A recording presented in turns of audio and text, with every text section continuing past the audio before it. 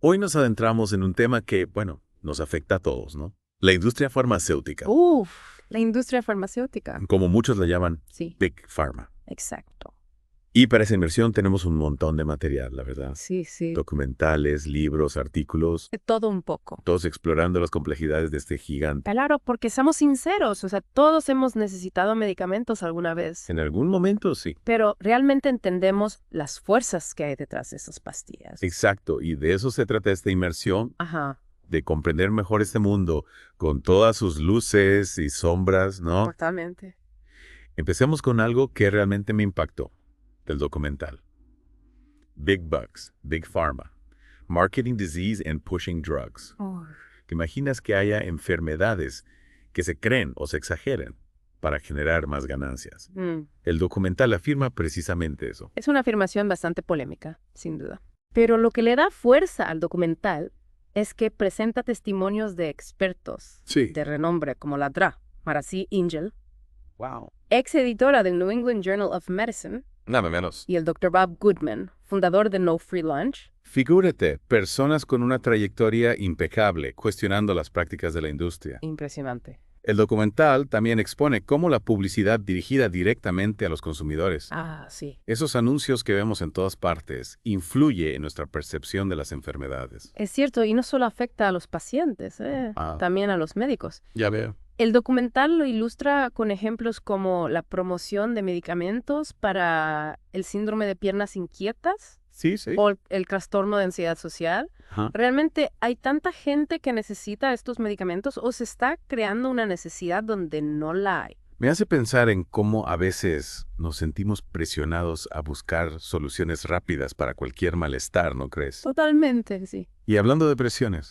pasemos al libro The Big Pharma Conspiracy, The Drugging of America for Fast Profits, Ajá. de Max Pfizer. Sí. Aquí, Pfizer no se anda con rodeos, ¿eh? No. Argumenta que la industria farmacéutica prioriza las ganancias por encima del cuidado del paciente, Increíble. incluso manipulando prácticas médicas y políticas de salud para su beneficio. Y lo hace de una forma muy gráfica, Sí, utilizando la metáfora del lobo feroz para describir a estas compañías. qué fuerte. Una imagen que refleja esa percepción negativa que muchos tienen de la industria, Claro. grandes ganancias a costa de la ética.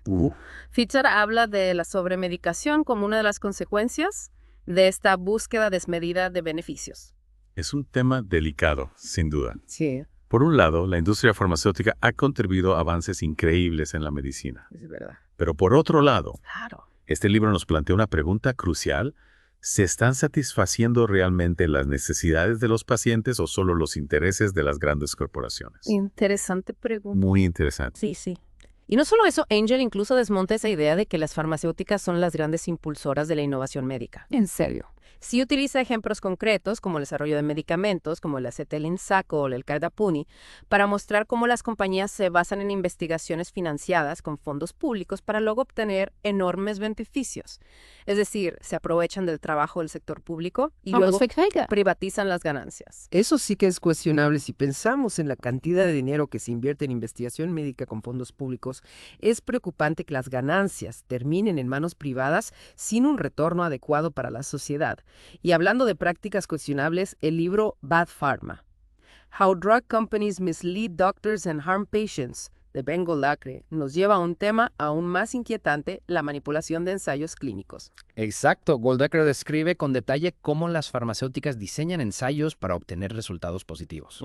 Seleccionando a los pacientes ideales, utilizando dosis inadecuadas de los medicamentos de comparación y, lo más grave, ocultando los resultados que no les convienen. Es decir, que la información que llega a los médicos y en última instancia a los pacientes puede estar sesgada desde el inicio. Así es, y esto tiene un impacto directo en la confianza que podemos tener en la investigación médica si los datos están manipulados. ¿Cómo podemos tomar decisiones informadas sobre nuestra salud? Es realmente alarmante, y no olvidemos lo que mencionábamos antes sobre la influencia de las farmacéuticas en los médicos.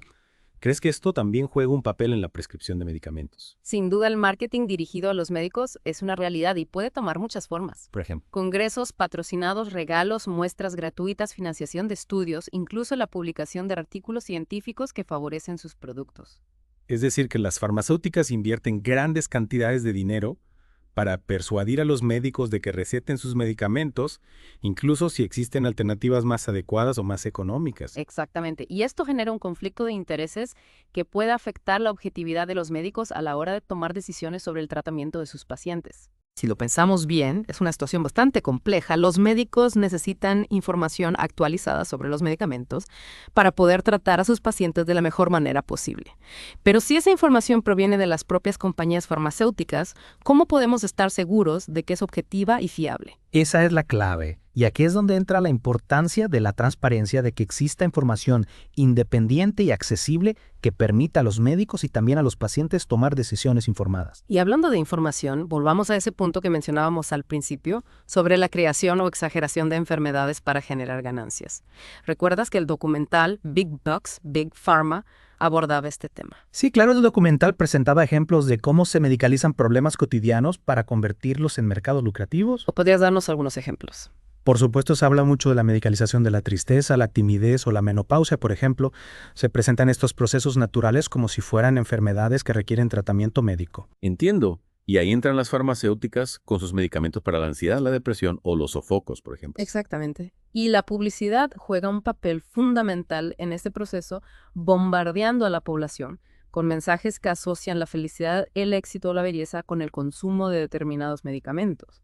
Es decir, se crea una necesidad artificial de consumir medicamentos, incluso si no son realmente necesarios. Así es, y esto puede tener consecuencias negativas para la salud, tanto física como mental. Por un lado, se pueden estar tomando medicamentos innecesarios con sus posibles efectos secundarios, y por otro lado, se medicaliza la vida, convirtiendo experiencias normales en problemas médicos. Es una reflexión muy importante. Nos hace cuestionarnos hasta qué punto la industria farmacéutica está influyendo en nuestra percepción de la salud y la enfermedad y en nuestra propia autonomía para tomar decisiones sobre nuestro cuerpo y nuestra mente. Totalmente de acuerdo. Es fundamental tener una visión crítica, no dejarnos llevar por la publicidad o los mensajes alarmistas y buscar información de fuentes independientes y fiables. Después de todo lo que hemos visto, es fácil sentirse un poco abrumado, ¿no? Pero no podemos quedarnos solo con la crítica. ¿Qué podemos hacer tanto individual como colectivamente para mejorar esta situación? Tienes razón, es importante enfocarnos en las soluciones. Y creo que uno de los puntos clave es fortalecer los mecanismos de regulación y control. Los gobiernos tienen la responsabilidad de garantizar que los medicamentos sean seguros, eficaces y accesibles para todos. Hablábamos antes de la FDA en Estados Unidos. ¿Qué tipo de medidas concretas se podrían implementar para mejorar la regulación?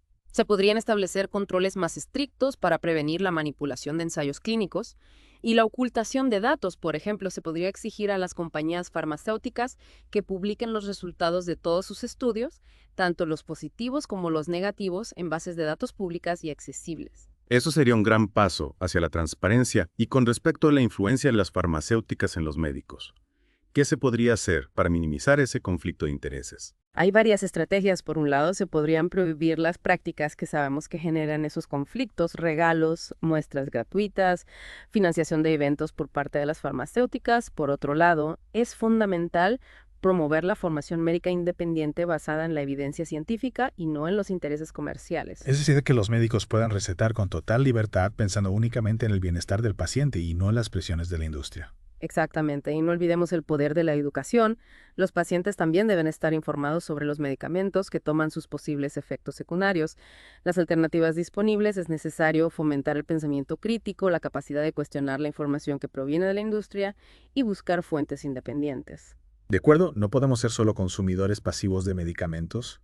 Tenemos que involucrarnos en nuestra propia salud, investigar, preguntar, tomar decisiones conscientes. ¿Qué papel juegan las organizaciones de consumidores y los medios de comunicación en todo esto? Un papel fundamental. Es necesario crear un movimiento social que exija transparencia, ética y responsabilidad a la industria farmacéutica, un movimiento que ponga la salud de las personas por encima de los intereses económicos. Los medios de comunicación tienen la responsabilidad de informar de forma objetiva y crítica sobre las prácticas de la industria, y las organizaciones de consumidores pueden empoderar a los pacientes para que defiendan sus derechos. Es cierto, y hablando de salud, no podemos olvidar que la salud no se reduce a tomar medicamentos.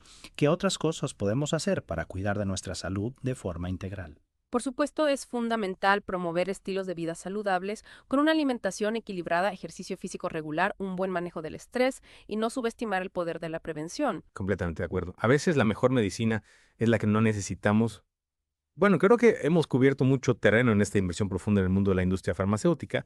Hemos visto sus luces y sus sombras, las complejidades del sistema, los desafíos que enfrentamos, pero también hemos explorado posibles soluciones y sobre todo hemos destacado el poder que tenemos como individuos y como sociedad para exigir un cambio positivo. Exacto, la industria farmacéutica tiene un gran poder, pero no es invencible. Si nos unimos, si nos informamos y actuamos con responsabilidad, podemos construir un sistema de salud más justo, transparente y centrado en el bienestar de las personas. Muchas gracias por acompañarnos en esta inmersión. Esperamos que les haya dado herramientas para comprender mejor este complejo mundo y para tomar decisiones más conscientes sobre su salud. Hasta la próxima.